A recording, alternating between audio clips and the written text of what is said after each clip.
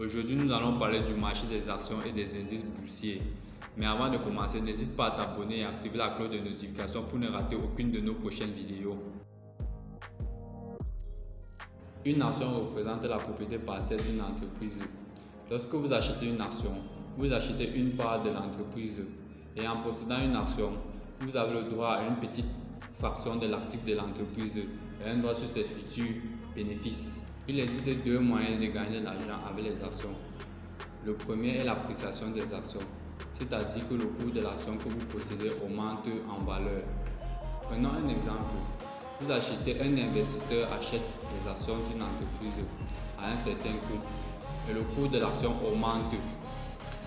Cet investisseur pourra alors gagner de l'argent en le revendant à un autre investisseur à un prix supérieur au prix d'achat et générer une plus-value. Un moyen de gagner de l'argent avec les actions consiste à encaisser des dividendes. Un dividende, c'est lorsque l'entreprise décide de reverser une partie de ses bénéfices à ses actionnaires. Cette opération intervient une ou plusieurs fois par an en fonction des entreprises. Voici un exemple de fonctionnement des actions. Supposons qu'il existe une entreprise Alpha qui fait dans la fabrication des ventilateurs. L'entreprise veut se développer davantage et à l'international pour pouvoir vendre plus de ventilateurs. Mais l'entreprise n'a pas assez de ressources financières. Elle doit mobiliser des capitaux ou lever des fonds. Plusieurs méthodes se présentent alors à elle. Elle pourrait demander un prêt à une banque ou émettre des obligations, mais cela impliquera de rembourser la dette et de payer des intérêts. L'entreprise Alpha peut aussi émettre des actions.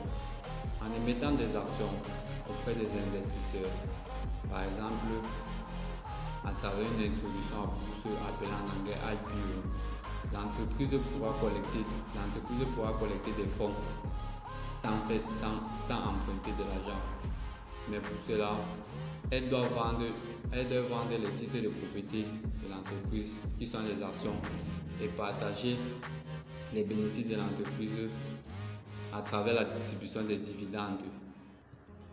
Donc si un investisseur bêta trouve le projet de l'entreprise Alpha de se développer à l'international bien et inaugure une potentielle croissance, il décide alors d'acheter les actions de cette entreprise.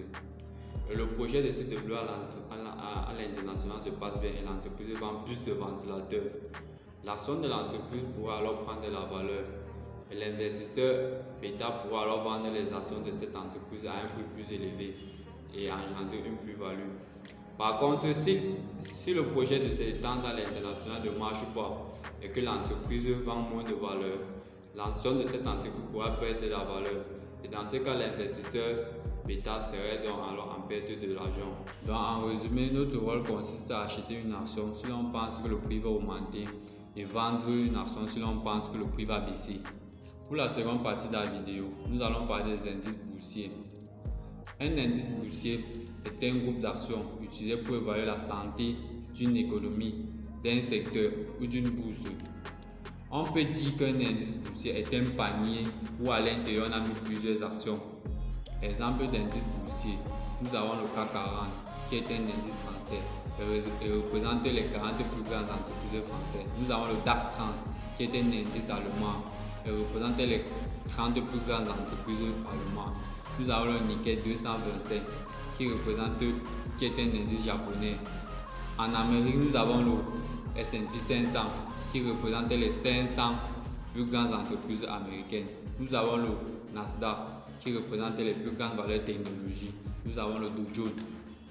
Nous avons parlé du CAC 40 qui représente les 40 plus grandes entreprises françaises telles que Total, Air Liquide, Société Générale et autres.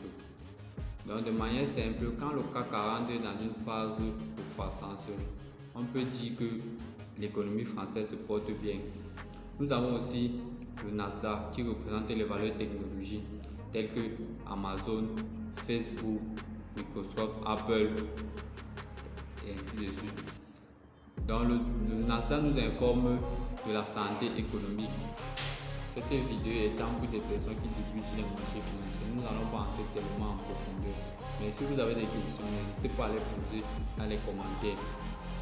Aujourd'hui, nous avons parlé des actions et des indices boursiers. Nous avons donné des définitions, des explications, des exemples et comment gagner de l'argent sur ce marché en général. Donc on se retrouve à la semaine prochaine pour la vidéo sur le marché des matières premières. Et n'hésitez pas à rejoindre le canal Telegram du groupe Opus pour ne pas rater les prochaines informations. Merci, à la prochaine.